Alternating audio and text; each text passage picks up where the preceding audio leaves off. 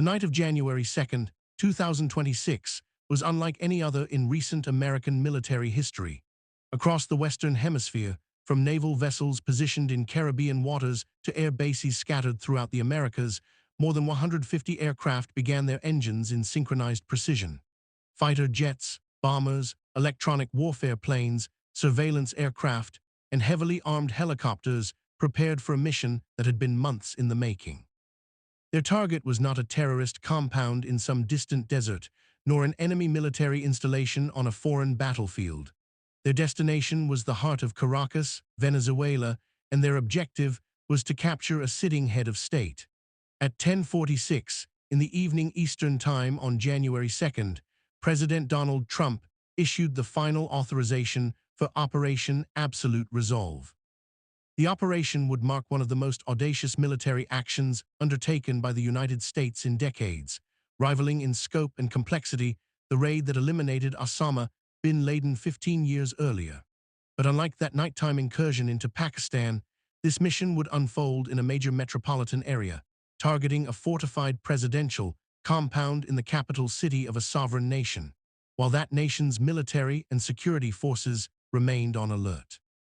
The origins of Operation Absolute Resolve stretch back months before the first helicopter lifted off that January night. As early as August of 2025, the Central Intelligence Agency had quietly deployed a small specialized unit into Venezuela. Their mission was singular and critical: develop what military planners call a pattern of life analysis on Nicolás Maduro. These intelligence operatives, working from inside Venezuelan territory, tracked every aspect of the Venezuelan president's daily routine. They documented where he slept, what he ate, where he traveled, and who visited him. They mapped his security protocols and identified his vulnerabilities.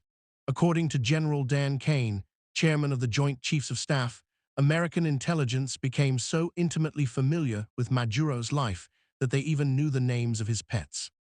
This intelligence gathering did not occur in isolation.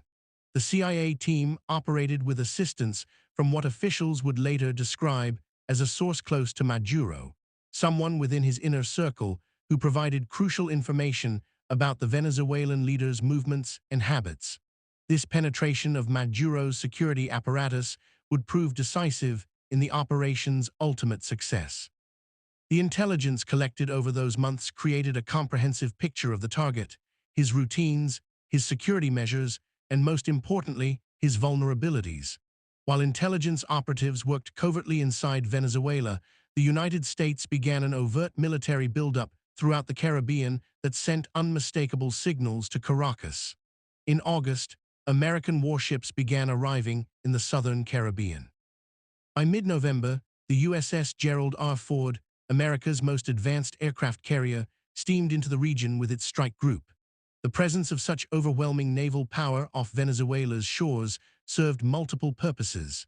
It applied psychological pressure on the Maduro government, demonstrating American resolve and capability. It provided the operational infrastructure necessary for complex military operations. And it served as cover for the secret preparations underway for a potential strike into Venezuelan territory. The Trump administration's approach combined this visible military pressure with deliberate diplomatic ambiguity. At various moments, administration officials hinted at plans to remove Maduro from power. At other times, they publicly denied any intention of regime change. This carefully calibrated messaging kept Venezuelan leadership uncertain about American intentions while military preparations continued. In September, the pressure campaign escalated when American forces began intercepting and seizing vessels allegedly carrying Venezuelan oil in violation of sanctions.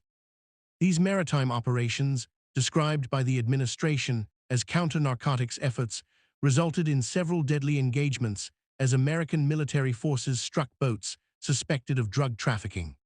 In October, President Trump publicly authorized CIA operations inside Venezuela, stating the goal was to stem the flow of migrants and drugs from the South American nation into the United States. This authorization marked a significant escalation, effectively announcing that American intelligence operatives would be conducting active operations on Venezuelan soil. Later that month, the Pentagon established Joint Task Force Southern Spear, a dedicated military command structure designed to coordinate operations in the Caribbean and facilitate the kind of complex, multi-service operation that would be required to capture Maduro. Behind the scenes, a different kind of pressure was being applied through diplomatic channels.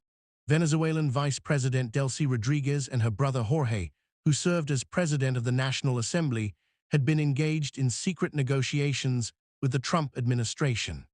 According to reporting from the Financial Times, these talks centered on a potential transition arrangement in which Delcy Rodriguez would lead a post-Maduro government.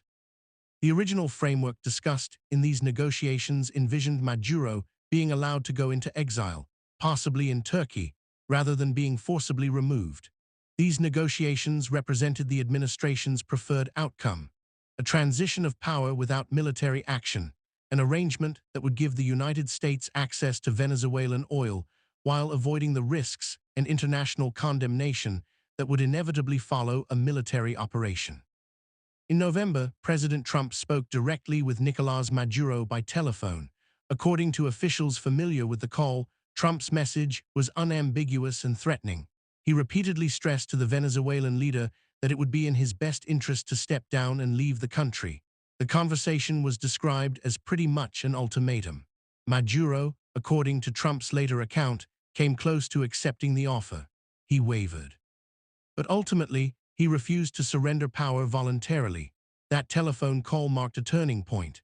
As recently as early December, the Trump administration had believed it was beginning to see cracks in Maduro's support system, signs that perhaps the Venezuelan leader could be pressured into stepping down without military force. But as time passed, that belief dissipated. The Venezuelan government showed no signs of buckling under the pressure. Maduro publicly dismissed the American threats, even dancing on stage to electronic music at a public event, performing to a sample of his own speech in which he declared, "No crazy war." To Trump and his advisors watching from Washington, this public defiance was seen as contemptuous mockery of American power. According to reporting from the New York Times, Maduro's seeming inability to grasp the seriousness of the situation factored into Trump's ultimate decision to proceed with military action. Late in December, as diplomatic efforts stalled and Maduro remained defiant, Trump authorized final preparations for a military operation. The planning had already been extensive. Since establishing Joint Task Force Southern Spear, military planners had been developing detailed options for capturing or eliminating Maduro and other key Venezuelan leadership figures. Elite Special Operations Forces, primarily from the Army's Delta Force, had been conducting intensive training exercises. They had constructed a full-scale replica of Maduro's residential compound based on intelligence gathered by CIA operatives. Using this mock-up, assault teams rehearsed every aspect of the operation repeatedly. They practiced multiple scenarios. What if Maduro retreated to his safe room? What if his security forces mounted fierce resistance? What if Cuban military advisors, known to be present at the compound, engaged American forces? These rehearsals continued for weeks, refining tactics and procedures until commanders were confident they could execute the mission without error.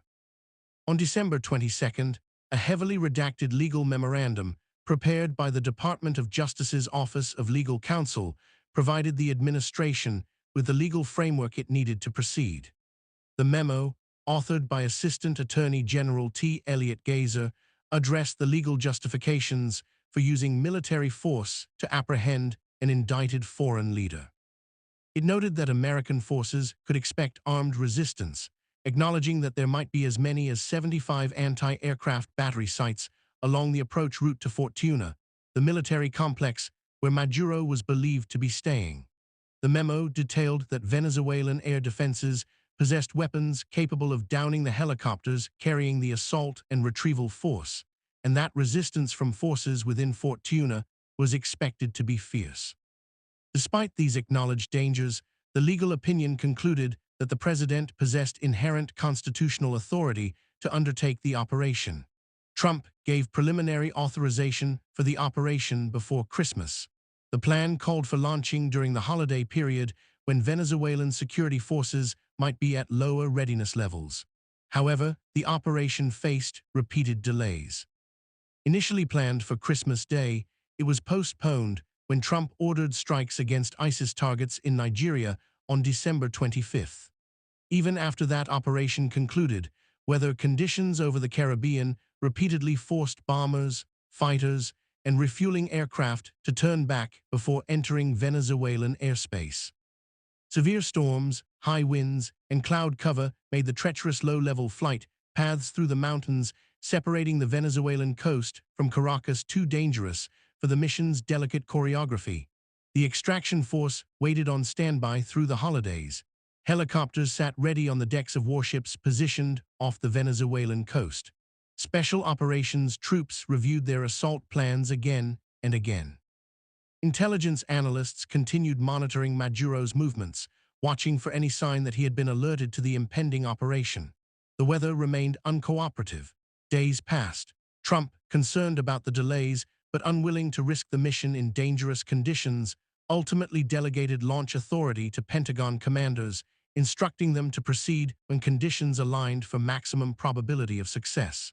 On the evening of January 2nd, the weather finally broke. A narrow window opened in the storm systems that had been battering the Caribbean for days.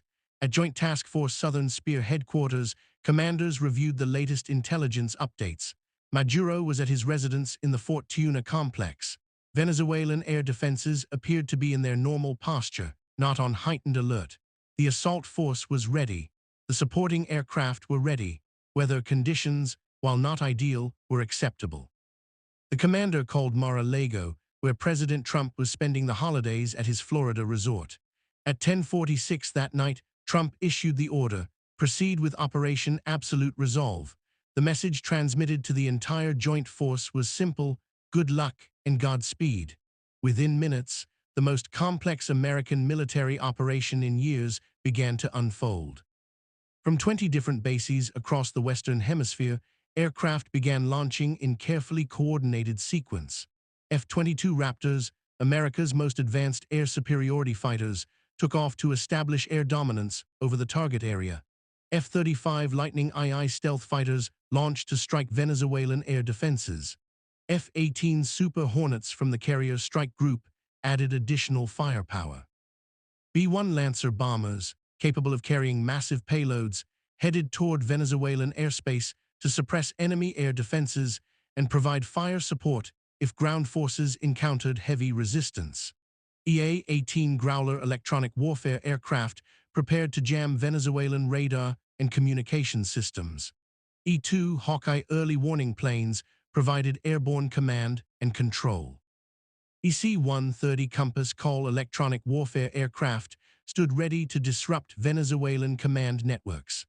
RQ-170 Sentinel stealth drones, invisible to radar, moved into position to provide real-time intelligence and surveillance over the target area. The most critical aircraft, however, were the helicopters carrying the extraction force. MH-60 Black Hawks and MH-47 Chinooks from the Army's 160th Special Operations Aviation Regiment, known as the Night Stalkers, lifted off from the USS Iwo Jima and other vessels positioned offshore.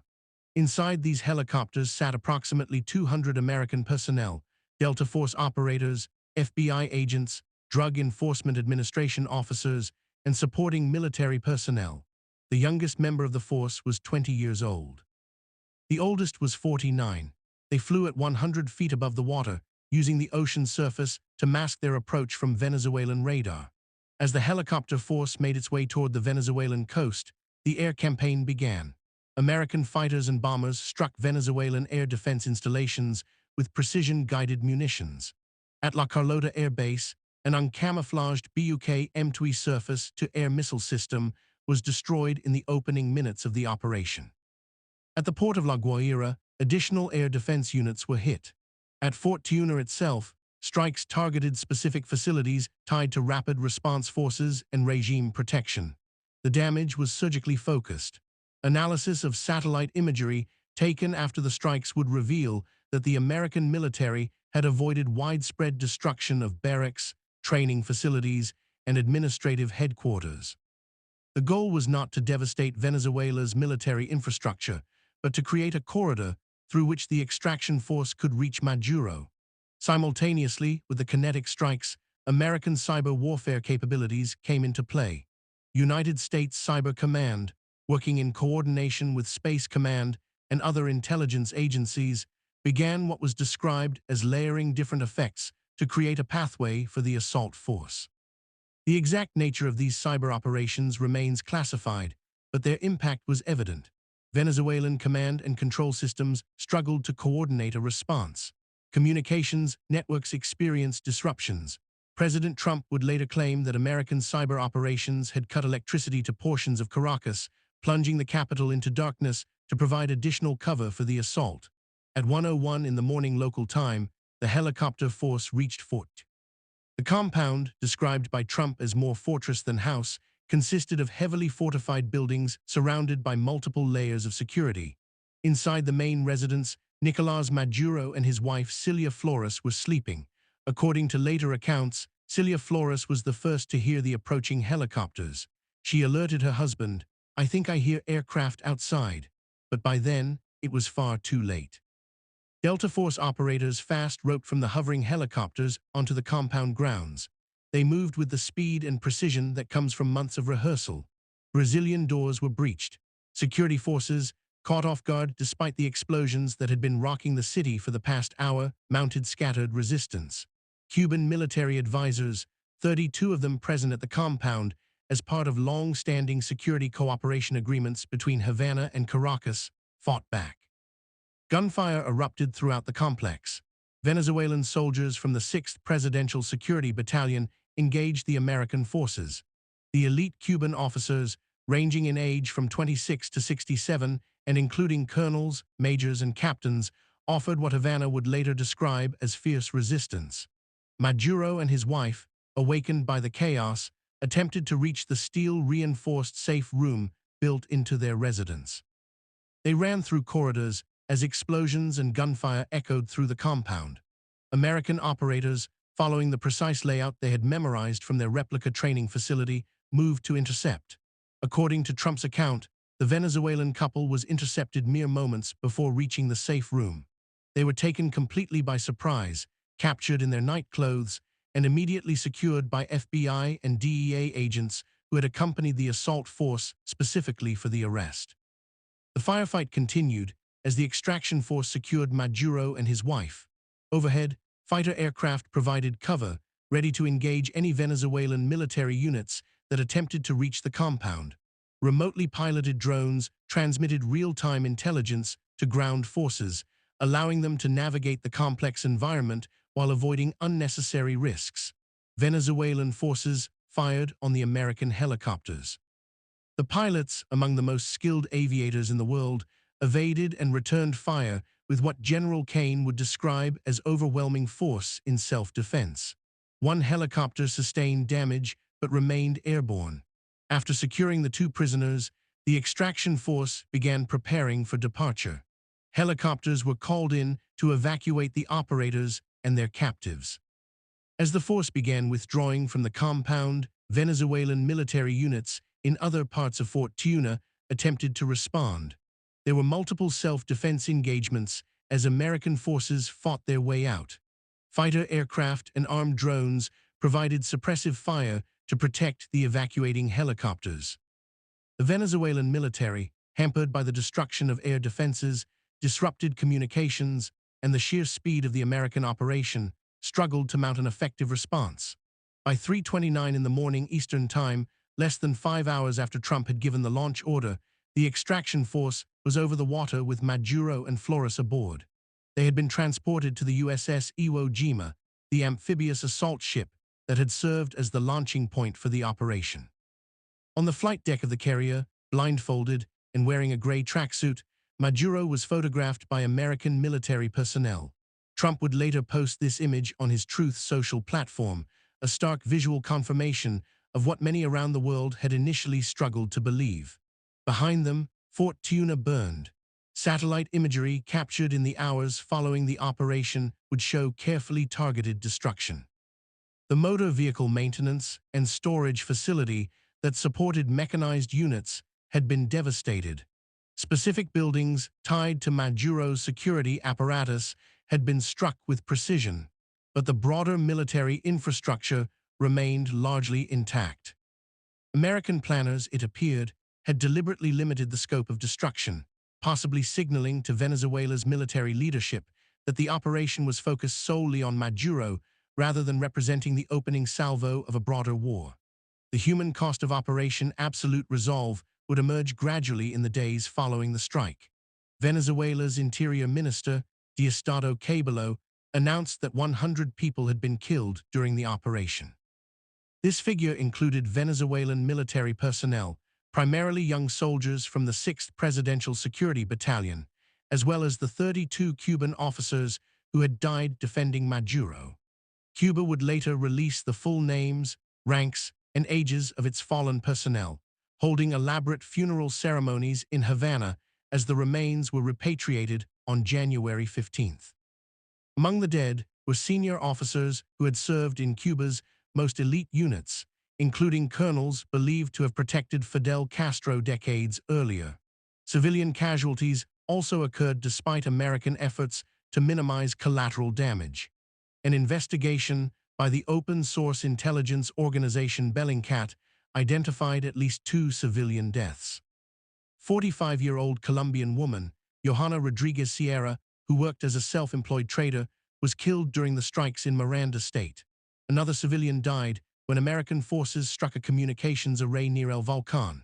Residential buildings in Caracas sustained damage from the operation, and dozens of wounded civilians were treated at hospitals throughout the capital in the hours following the raid. On the American side, 7 service members were injured during the operation. According to Pentagon officials, 5 recovered quickly and returned to duty within days. 2 remained under medical care, receiving what officials described as excellent treatment and making good progress toward recovery. The fact that such a complex and dangerous mission had been executed with no American fatalities was presented by military leadership as testament to the exceptional skill and training of the forces involved.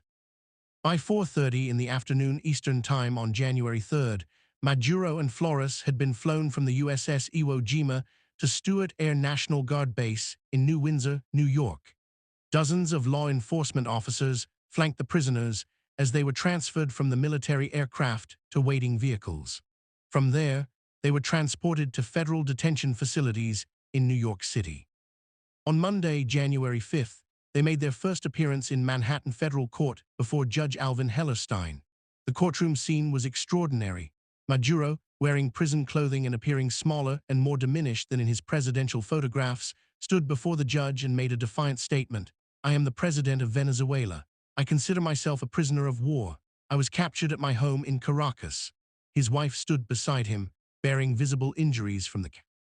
Venezuelan officials would later claim that Maduro had sustained a leg injury and that Flores had suffered a head wound during the chaotic extraction. The indictment they faced outlined serious charges. Federal prosecutors accused Maduro and Flores of narcoterrorism conspiracy, cocaine importation conspiracy, illegal possession of machine guns and destructive devices, and conspiracy to possess such weapons. The indictment alleged that Maduro had leveraged his government position to facilitate the export of thousands of tons of cocaine to North America, operating what prosecutors described as a corrupt patronage system rather than an organized cartel structure. Both defendants pleaded not guilty to all charges.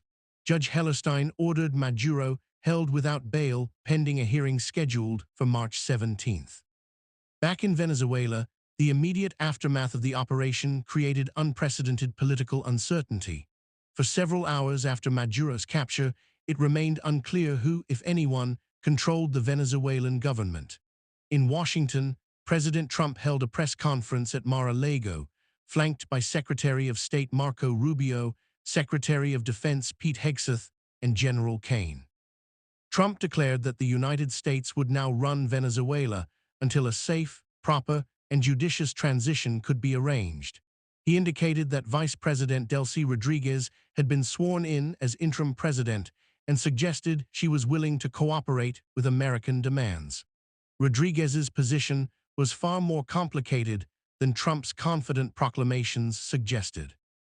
On state television, appearing alongside Defense Minister Vladimir Padrino Lopez and other senior officials, Rodriguez delivered an address that directly contradicted the American president's characterization. "There is only one president in this country," she declared, "and his name is Nicolás Maduro." She condemned the American operation as barbaric, an illegal kidnapping, and a blatant violation of Venezuelan sovereignty. She demanded the immediate release of Maduro and Flores. Yet in the same breath, she expressed willingness to engage in respectful relations with the Trump administration, carefully threading a needle between defiance of American aggression and recognition of the new reality she faced. Venezuela's Supreme Tribunal of Justice moved quickly to formalize the transition of power. The Constitutional Chamber issued an order directing Rodriguez to assume and exercise all powers, duties, and faculties inherent to the office of President of the Bolivarian Republic of Venezuela. On January 5th, she was formally sworn in by her brother Jorge, who as President of the National Assembly administered the oath of office. The ceremony was attended by Maduro's son, Nicolás Maduro Guerra, who held a copy of the Venezuelan Constitution throughout the proceedings. Interior Minister Diosdado Cabello and Defense Minister Vladimir Padrino Lopez also attended, their presence signaling that key elements of the Venezuelan military and security apparatus were accepting, at least for now, the new arrangement. Rodriguez's assumption of power represented an extraordinary moment in Venezuelan history. She became the first woman to serve as president of Venezuela, even in an acting capacity. The daughter of a Marxist guerrilla fighter who had died in police custody in 1976, Rodriguez had spent more than 2 decades as a prominent figure in the Chavista movement founded by Hugo Chavez. She had served as foreign minister, as president of the Constituent National Assembly, and since 2018 as vice president and minister of petroleum. Maduro had once called her a tiger for her fierce defense of his government. Now she found herself thrust into leadership under circumstances no one could have imagined. The Trump administration's decision to work with Rodriguez rather than recognizing the Venezuelan opposition stunned observers and angered opposition leaders. Maria Corina Machado, who had won the Nobel Peace Prize in October 2025 and had cultivated a relationship with Trump, expecting American support for her claim to leadership, found herself sidelined.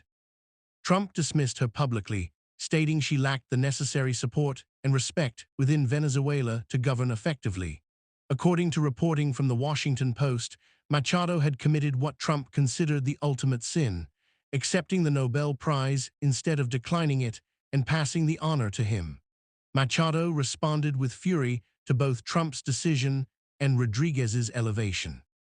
She insisted that Edmundo González Urrutia, the opposition candidate who she claimed had actually won the disputed July 2024 election, should be recognized as Venezuela's legitimate president.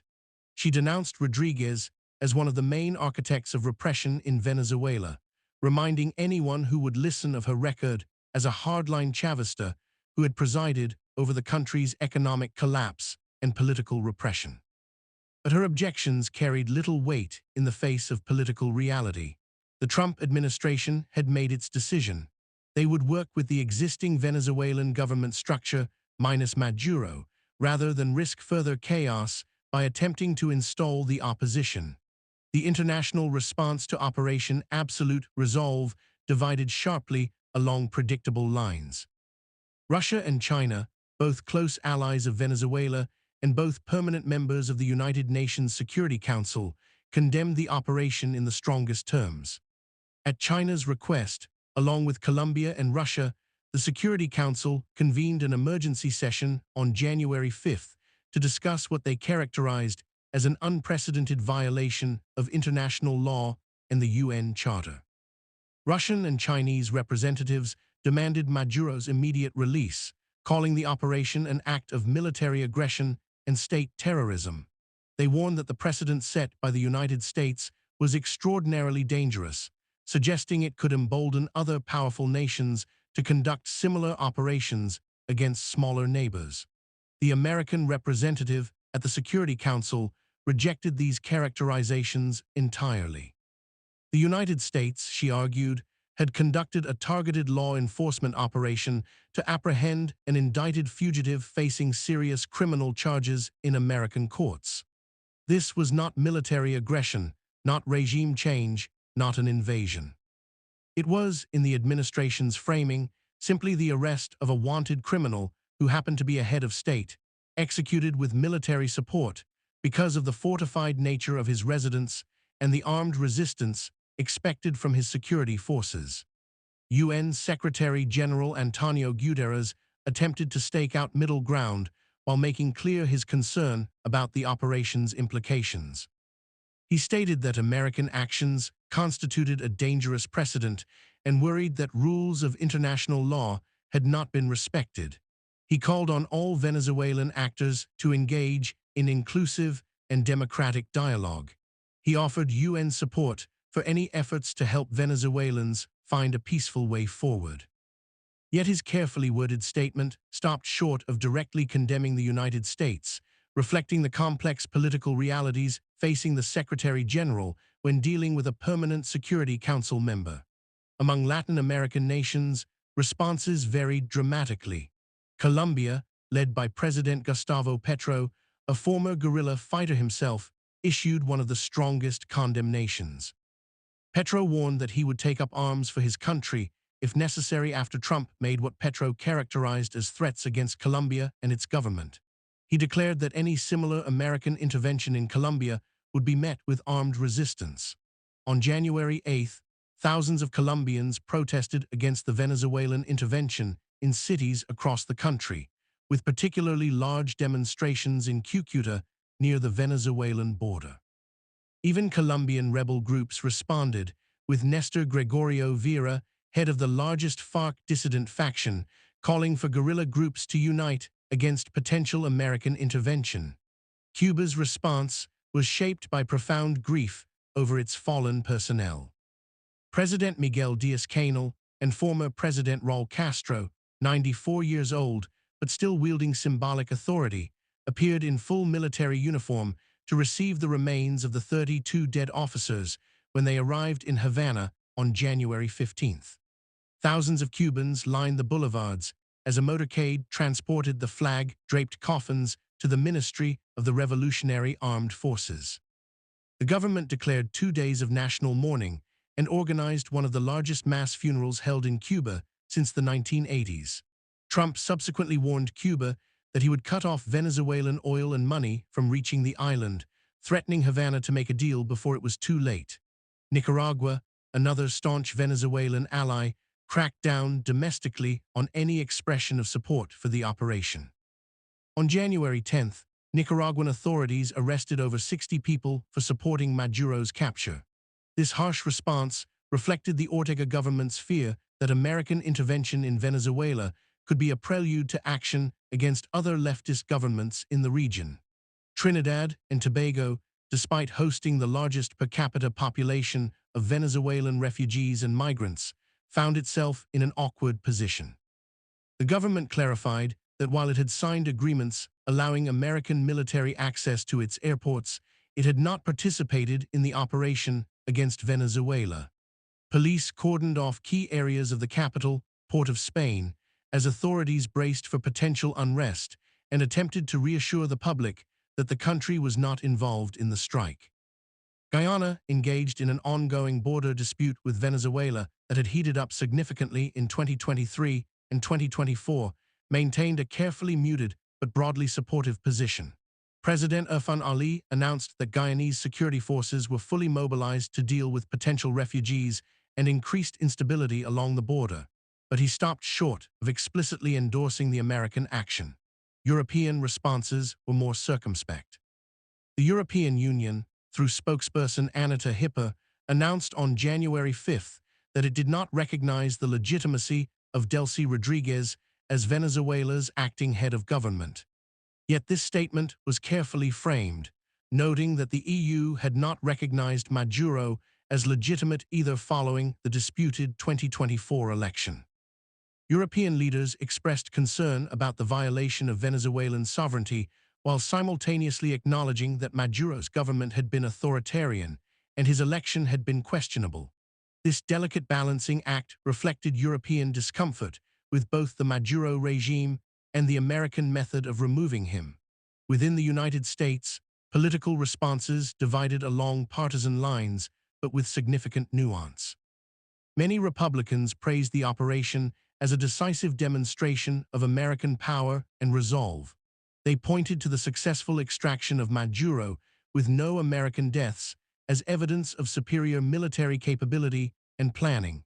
They highlighted the potential strategic benefits, particularly access to Venezuelan oil reserves, as justification for the risks taken.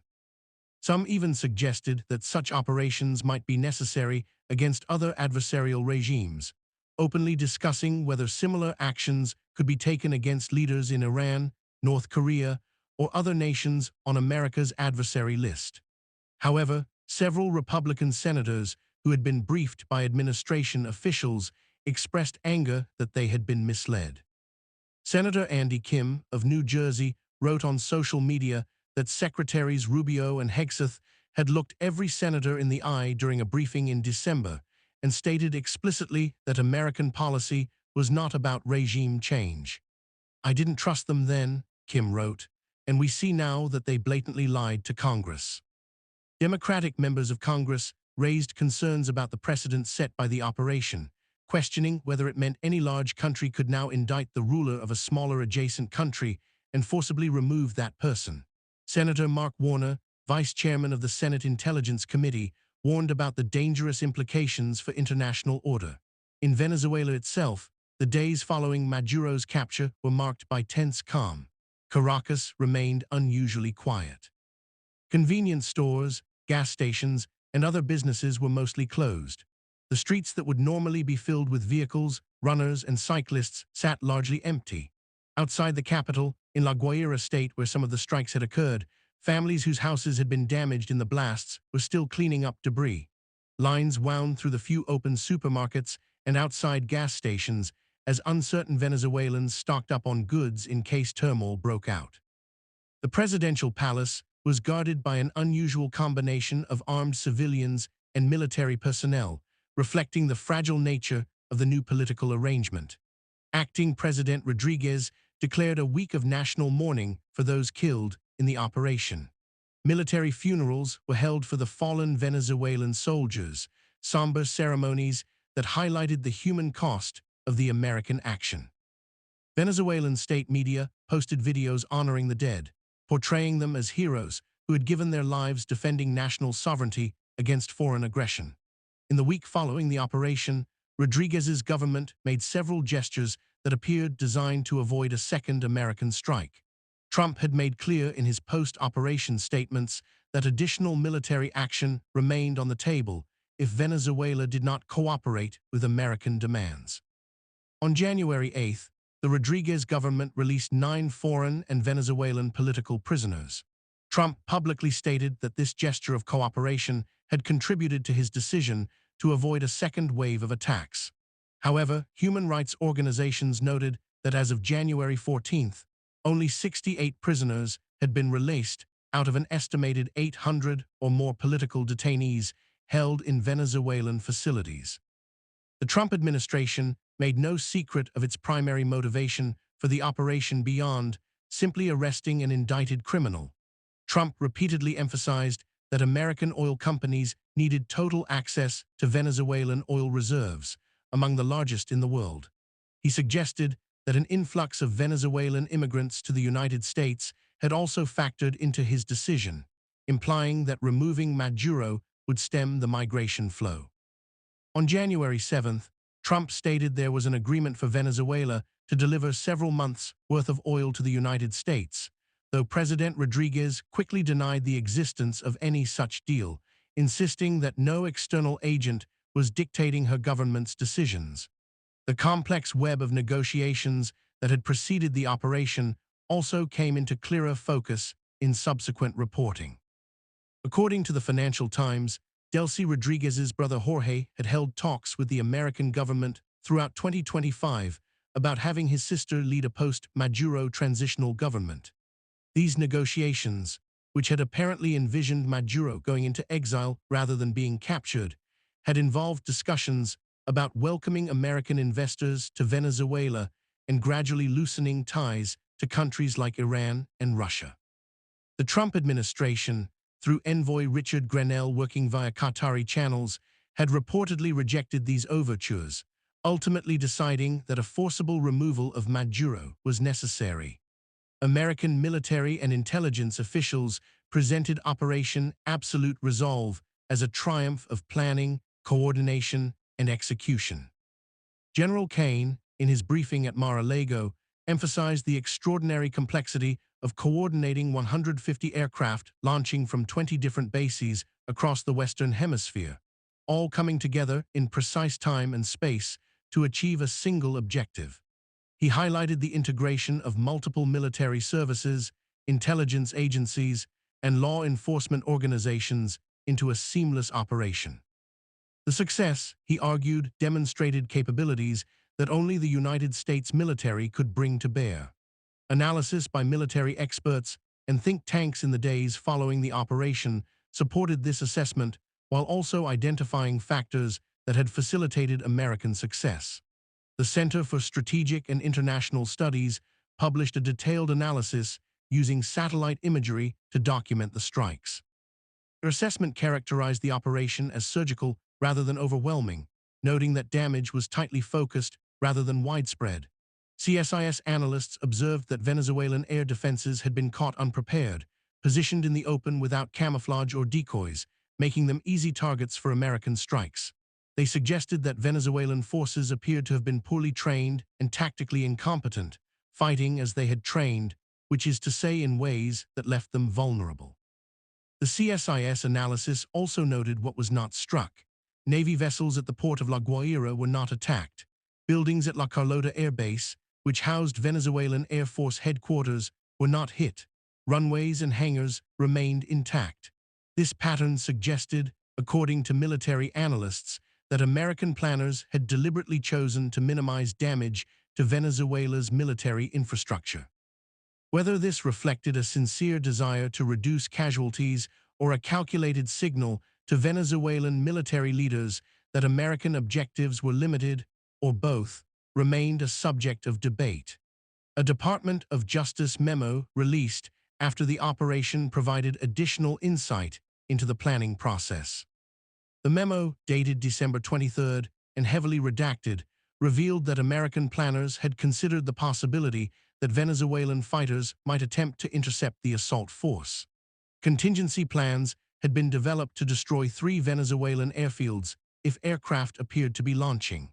The memo acknowledged that as many as 75 air defense sites might be positioned between American forces and their objective.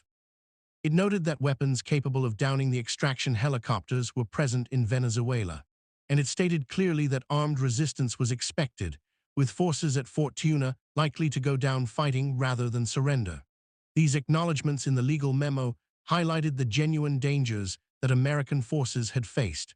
While the operation was ultimately executed with extraordinary precision and no American deaths, it had carried significant risks.